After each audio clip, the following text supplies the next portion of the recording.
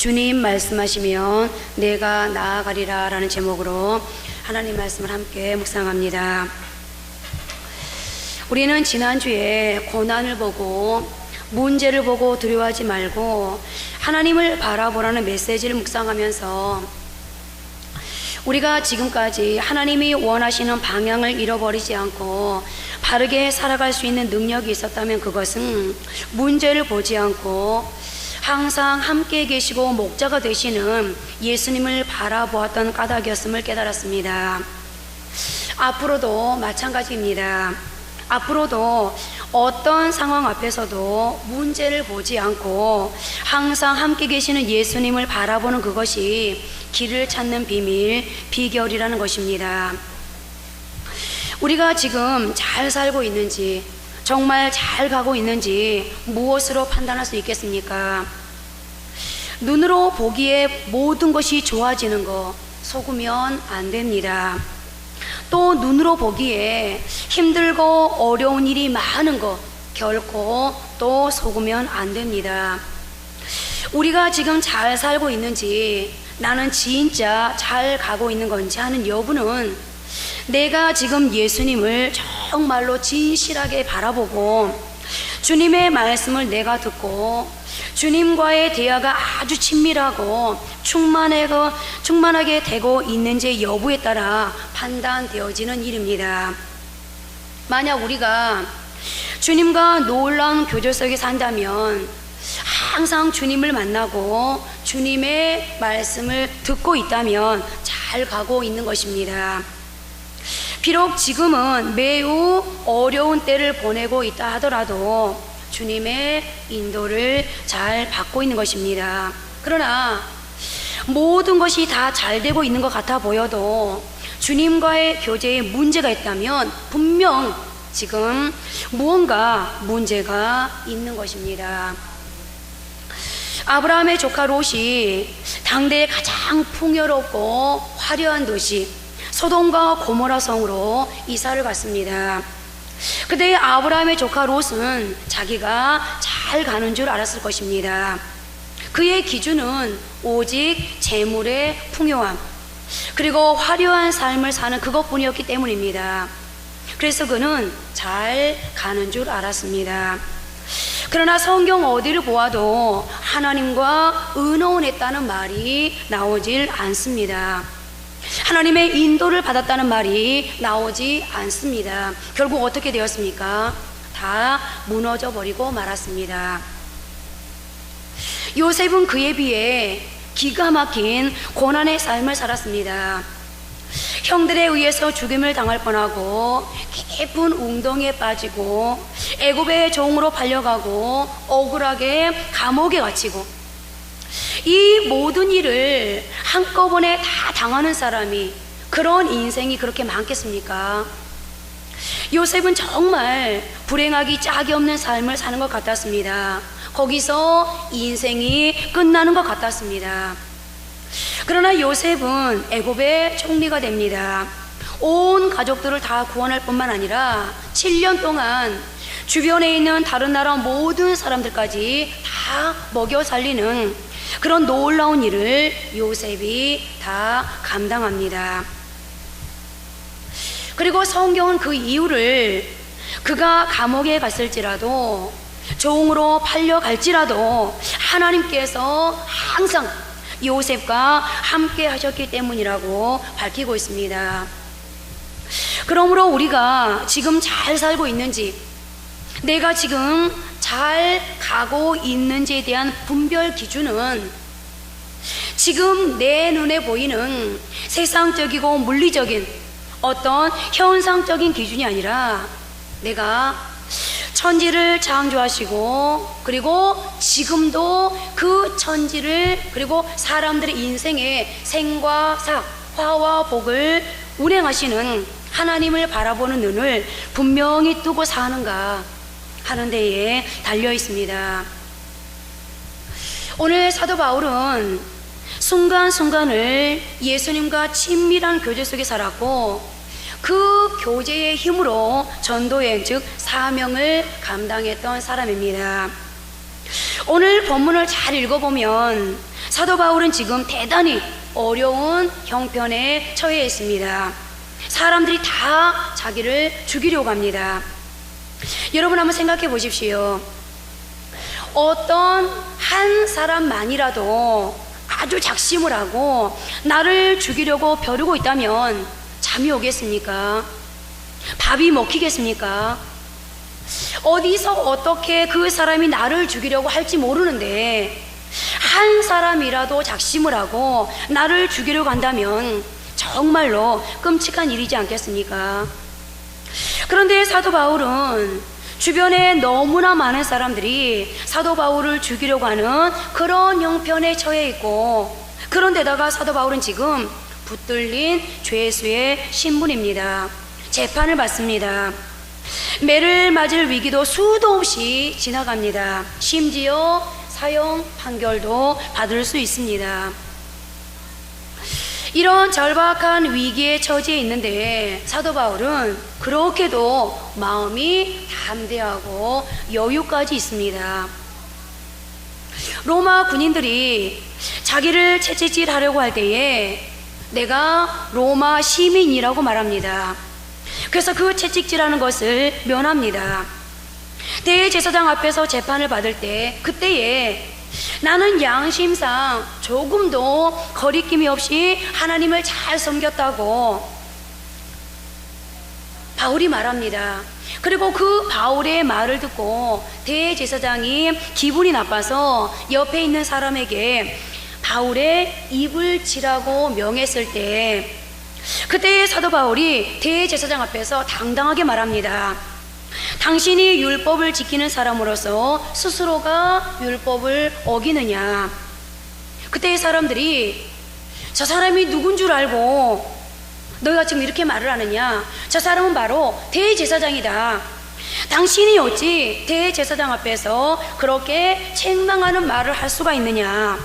그때 사도 바울이 끝까지 자신의 어떤 주장을 고집한 것이 아니라 나는 몰라서 그랬습니다. 저분이 대제사장이십니까? 그렇다면 마땅히 예의를 갖추어야죠 하면서 대제사장 앞에서 예의를 갖춥니다.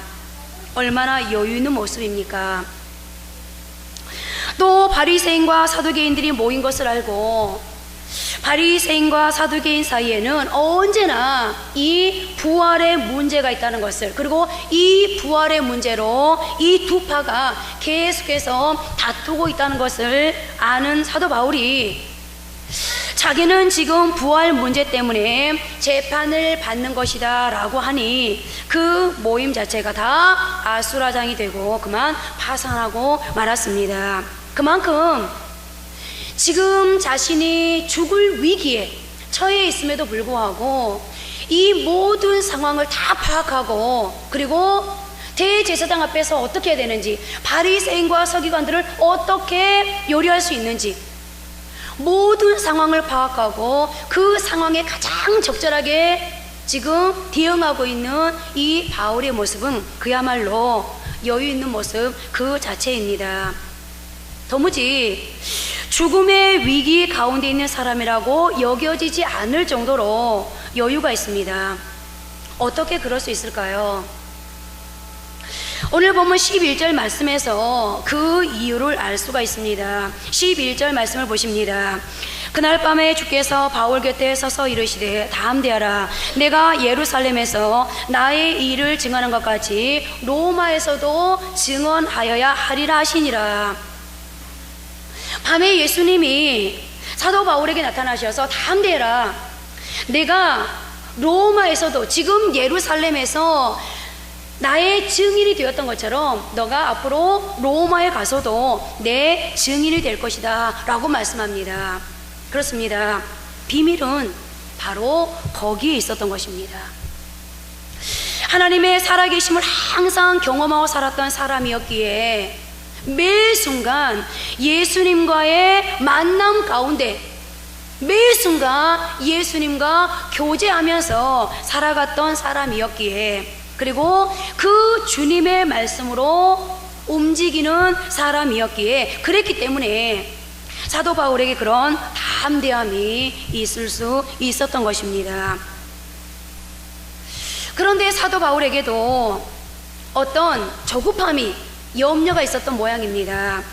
사도 바울은 자기가 예루살렘에 와서 이렇게 결박을 당하고 죄수의 신분이 된 것에 대해서 좀 답답한 마음이 있었던 것 같습니다. 아니, 어쩌면 조급한 마음이 있었던 것 같습니다.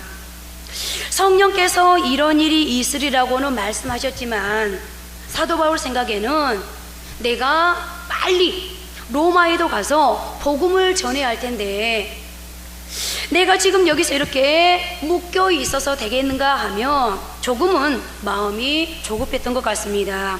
그리고 그때 당시의 세계의 중심은 로마였고 모든 세상에 복음이 전해지려면 로마의 복음이 전해져야 한다고 바울은 생각했습니다.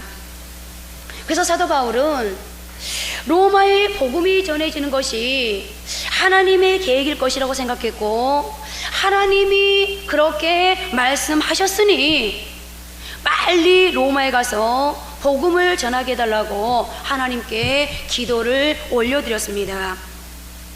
그리고 그날 밤에 예수님으로부터 응답을 받은 것입니다.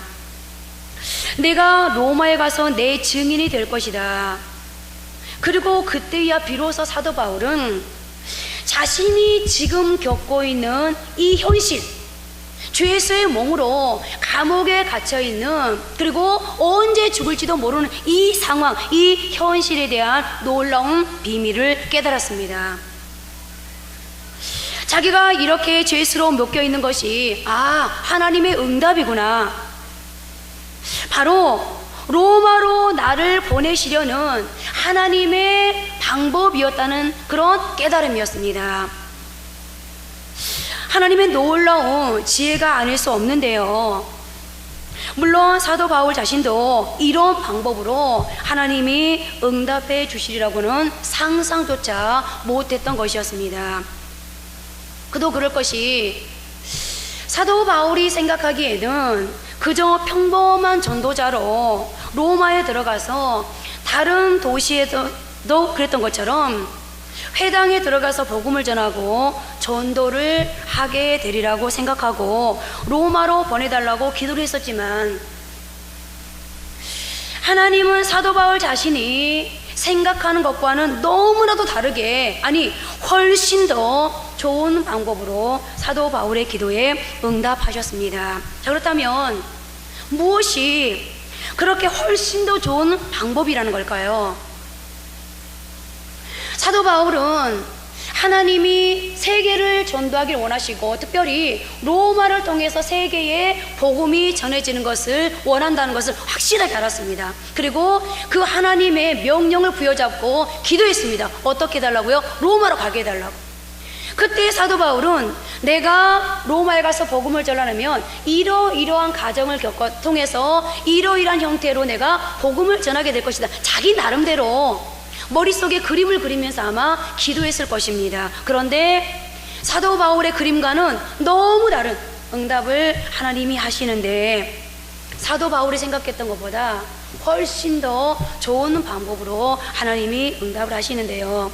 어떤 좋은 방법을 주셨다는 건가? 첫 번째는 죄수가 된 것이 오히려 죄수가 되어 재판을 받게 되므로 벨릭스 총독, 베스도 총독, 아그리빠 왕, 그리고 로마의 황제까지 당대의 모든 왕들과 지도자들 앞에서 전도할 수 있게 됩니다. 이것이야말로 정말 하나님의 지혜 아니겠습니까?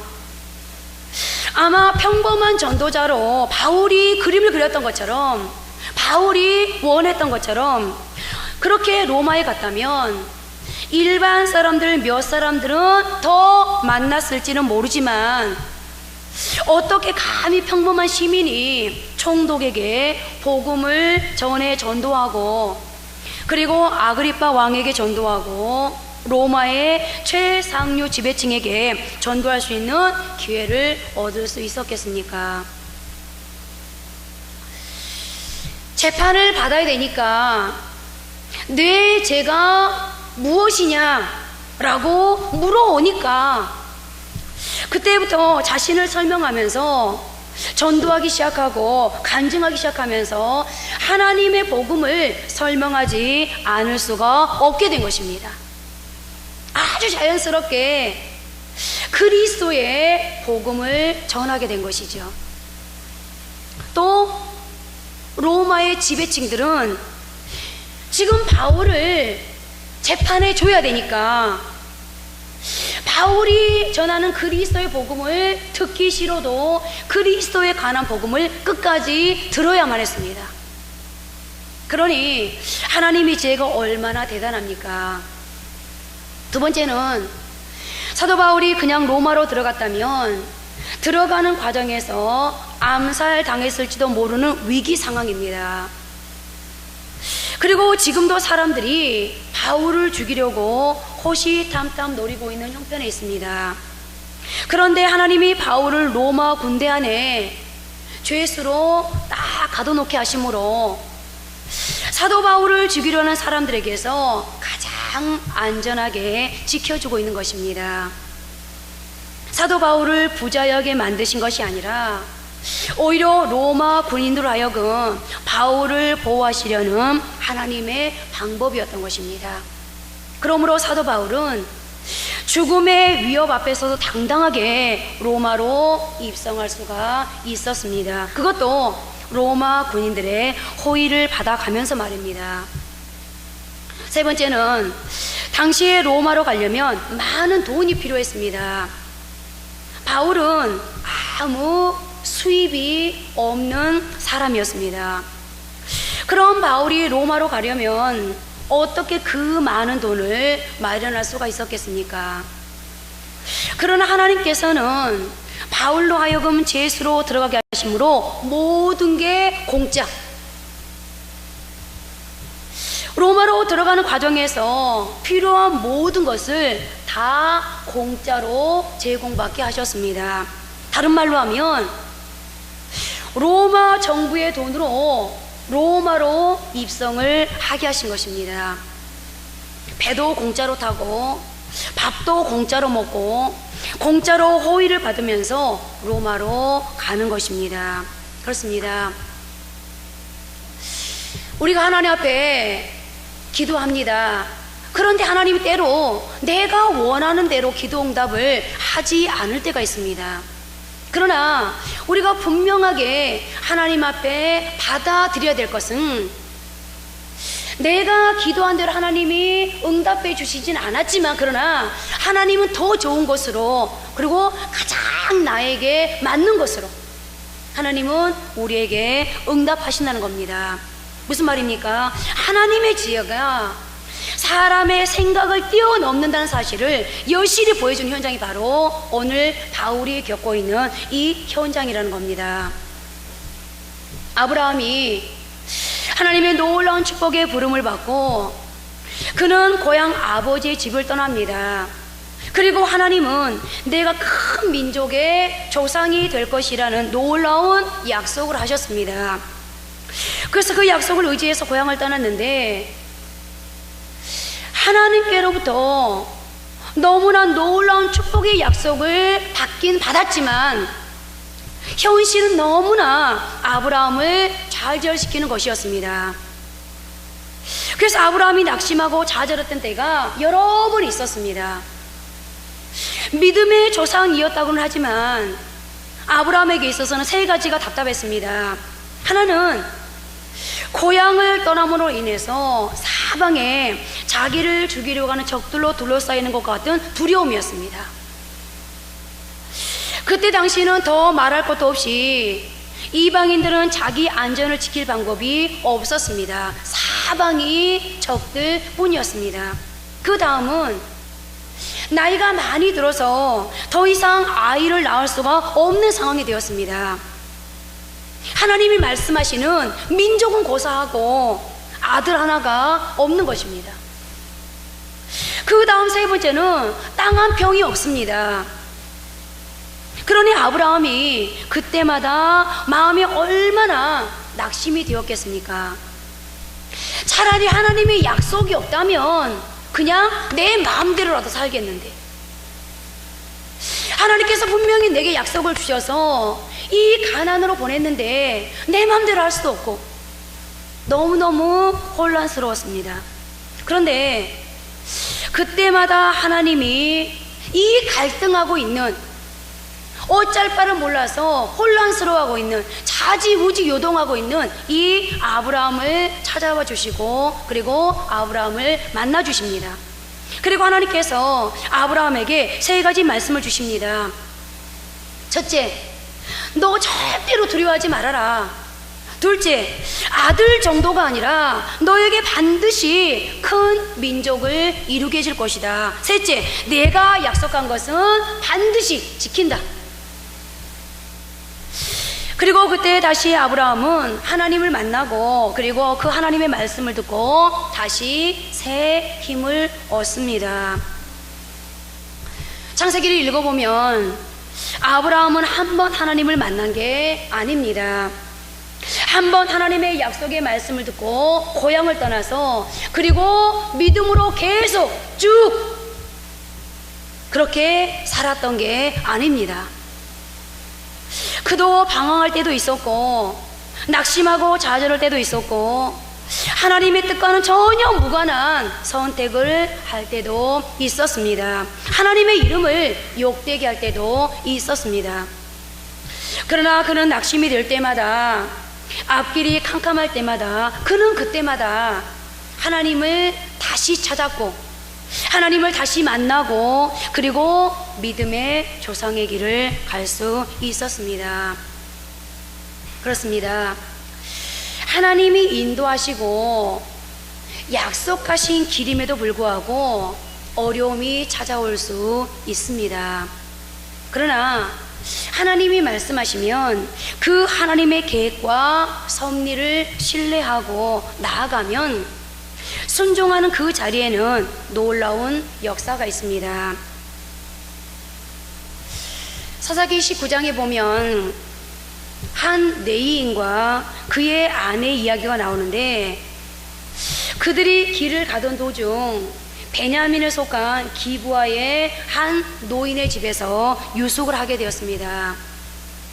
그런데 그 성읍의 불량배들이 그 집을 에워싸고 문을 두들기며 내 집에 들어온 사람을 끌어내라, 우리가 그와 관계하리라 하며 그들을 요구하였고, 결국 그 레위 사람의 아내가 그들로 인하여서 죽게 되는 사건이 일어납니다.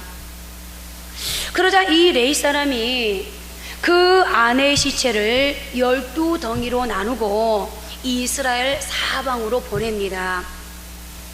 그러므로 이스라엘의 모든 사람이 어떻게 이런 일을 할 수 있느냐, 어떻게 우리 형제 베냐민이 이런 악행을 저지를 수 있느냐, 의협심이 일어납니다. 그리고 모든 사람이 하나같이 기브아를 치기 위해서 모였고, 이제 이스라엘과 기브아가 전쟁을 하게 되었습니다. 사사기 20장 18절입니다. 이스라엘 자손이 일어나 베델에 올라가서 하나님께 여쭈어 이르되, 우리 중에 누가 먼저 올라가서 베냐민 자손과 싸우리까 하니 여호와께서 말씀하시되 유다가 먼저 갈지니라 하시니라. 이스라엘이 전쟁을 하기 전에 하나님께 여쭈었고 하나님은 전쟁에 나아가라고 말씀하셨습니다. 여러분들, 이스라엘 그러면 몇 지파인지 아시죠? 이스라엘은 12지파, 우리나라의 8도, 요즘에 세종시가 생겨서 9도라고 그러죠. 여러분들, 8도가 있듯이 미국에 52주가 있듯이 이스라엘에는요 12지파가 있습니다. 12족속. 그런데 레위 지파는 하나님 앞에 제사장 지파로 하나님 구별하셨기 때문에 레위 지파는 이제 전쟁에 나가질 않습니다. 자, 그러니까 보십시오. 베냐민 한 지파와 이스라엘의 10지파가 연합군을 형성해서 이제 베냐민 한 지파와 전쟁을 하게 되었어요. 자, 그런데 이 10지파가 전쟁을 하기 전에 하나님 앞에 가서 묻습니다. 하나님, 이 전쟁 나갈까요? 그러니까 하나님이 뭐라고 그랬어요? 나가라. 그럼 하나님, 10지파 중에서 어떤 지파가 가장 앞장을 설까요? 그랬더니 하나님이 유다 지파가 앞장을 서라. 그래서 이제 하나님의 그 말씀을 듣고 이스라엘의 유다 지파를 앞장 세워서 10지파가 베냐민을 향해서 전쟁에 출격합니다. 그런데 하나님께서 나가라고 하신 전쟁의 결과가 어떻게 되었는지를 보십시오. 계속되는 사사기 20장 21절입니다. 베냐민 자손이 기브아에서 나와서 당일에 이스라엘 사람 22,000명을 땅에 엎드려뜨렸으나, 하나님이 나가라고 해서 나갔는데 어떻게 됐어요? 전쟁에서 졌어요. 그래서 이스라엘 사람들이 하나님께 또 묻습니다. 23절입니다. 이스라엘 자손이 올라가 여호와 앞에서 저물도록 울며 형제 베냐민 자손과 싸우리까니 여호와께서 말씀하시되 올라가서 치라 하시니라. 그래서 또 그들은 하나님이 말씀하신 대로 전쟁에 나갔습니다. 그런데 또 패했습니다.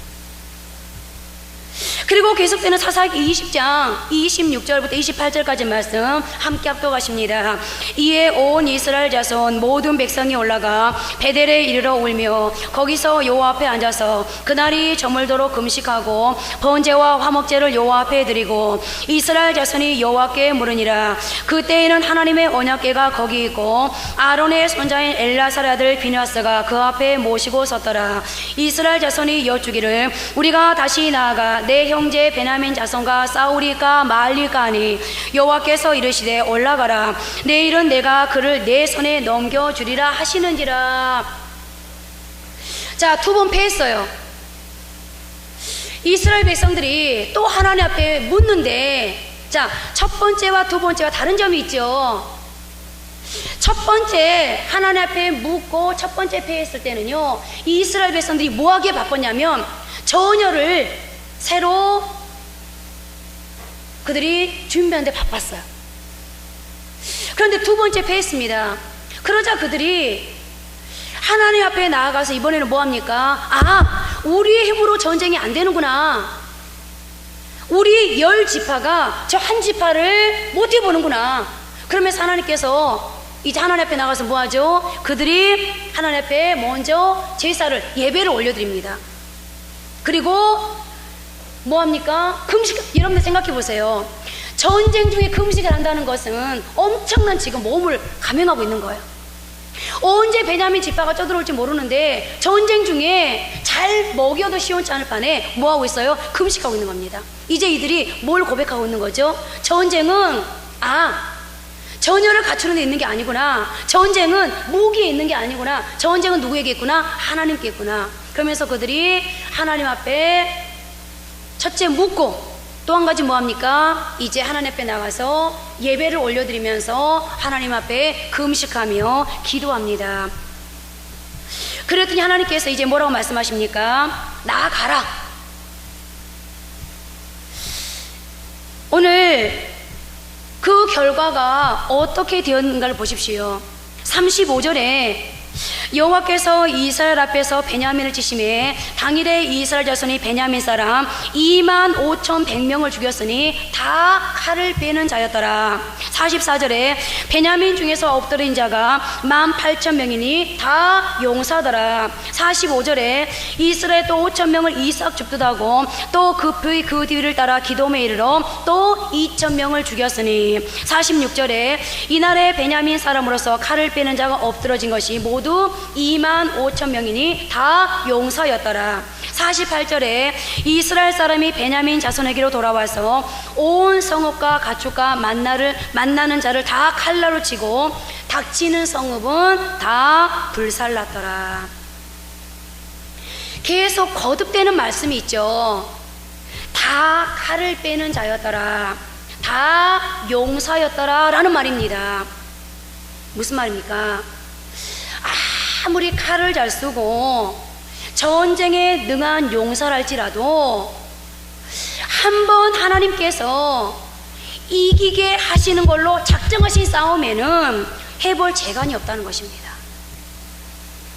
결국 베냐민 한 지파가 완전히 멸절해버리는 그런 전쟁으로 끝났습니다. 우리에게 무슨 교훈을 주고 있습니까?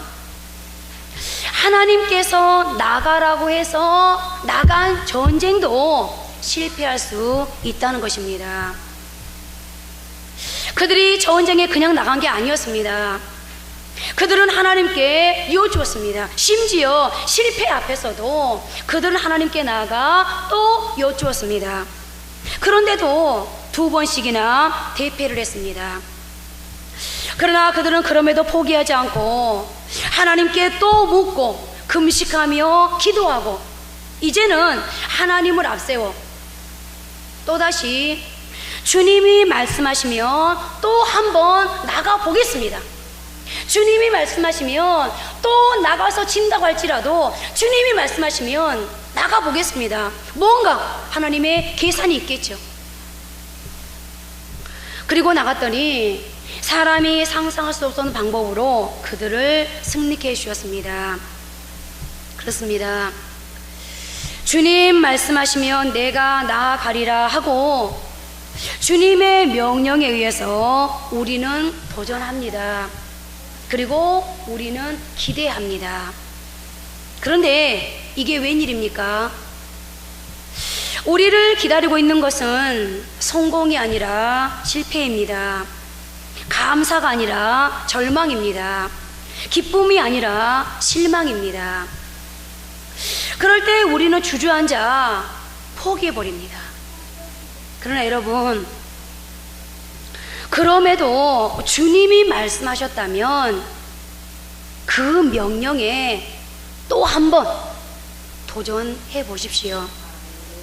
설령 그 명령을 따르는 길에 어려움이 있고 계산착오가 있다 할지라도 내가 알지 못하고 상상조차 할 수 없는 하나님의 계산이 있을 수도 있지 않겠습니까? 주님의 말씀 의지하여 끝까지 실천해 보는 자들만이 누리는 축복이 있습니다. 이제 말씀을 맺겠습니다. 요한복음에 보면 예수님께서도 항상 하나님께서 인도하시는 것을 보고서야, 하나님이 말씀하시는 것을 듣고서야 무엇이든지 하셨다고 증언하고 있습니다. 예수님도 아무거나 자신의 마음대로 하지 않고 항상 하나님께 묻고 하나님께서 보여주시는 대로만 했다는 것인데요, 우리 요한복음 5장 19절 말씀 함께 합독하십니다. 그러므로 예수께서 그들에게 이르시되 내가 진실로 진실로 너희에게 이르노니 아들이 아버지께서 하시는 일을 보지 않고는 아무것도 스스로 할 수 없나니 아버지께서 행하시는 그것을 아들도 그와 같이 행하느니라. 무슨 말입니까? 예수님도, 하물며 하나님이신 예수님도 그렇게 하셨다면 너희도 그렇게 해야 되지 않겠느냐, 그 말입니다.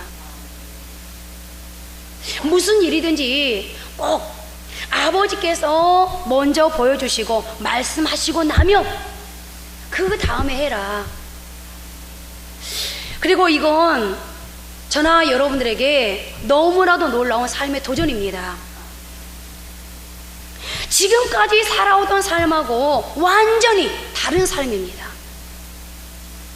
내가 먼저가 아니라, 내 요구가 먼저가 아니라 먼저 하나님이 보여주시면, 주님이 지시하시면 그 다음에 하라는 것입니다. 그렇다면 이 말을 다른 말로 하면, 주님이 말씀하지 않으면, 주님이 보여주지 않으면, 주님이 명령하지 않으면 주님이 말씀하실 때까지 그 자리에 멈춰 서라는 것 아니겠습니까? 왜 그렇겠습니까? 주님 말씀하시면 그 다음에 내가 나아가리라 라는 이 순서가 인생의 허비되고 낭비되는 모든 것, 즉 인생의 손실을 막아주기 때문입니다. 주님 말씀하시면 그 다음에 내가 나아가는 순서가 갈등과 혼란, 그리고 쓸데없는데 마음 뺏기는 것을 없이 해주기 때문입니다. 주님 말씀하시면 그 다음에 내가 나아가려는 순서가 주님을 일하시게 해드리는 가장 확실한 축복의 지름길이기 때문입니다. 주님 말씀하시면 내가 나아가는 순종이 기적을 불러오기 때문이고, 주님 말씀하시면 내가 나가는 실천이 새 역사를 창조하기 때문이며, 주님 말씀하시면 내가 나아가는 용기가 또 다른 축복의 상황을 불러오기 때문입니다. 적어도 주님이 먼저 말씀하시고 그 다음에 내가 움직이겠습니다. 주님이 말씀하시면 그 다음에 내가 움직였다면, 그렇게 내가 하나님 앞에 하나님의 말씀을 적용했다면, 내가 움직였을 때, 여러분들, 하나님이 말씀하시고 그 다음에 내가 움직였을 때 하나님이 책임져 주려고 하는 배짱이, 적어도 하나님이 말씀하셨고 그 다음에 내가 움직였으니 이거는 하나님께서 이제 하실 일이야, 하나님이 책임질 일이야 라는 배짱이, 하나님의 보호막이 우리에게 있지 않겠습니까? 이제 무언가 주님의 요구하시는 말씀이 있었다면 한번 도전해 보십시오. 그 도전은 분명 여러분에게 또 다른 간증을 실어다 줄 것입니다.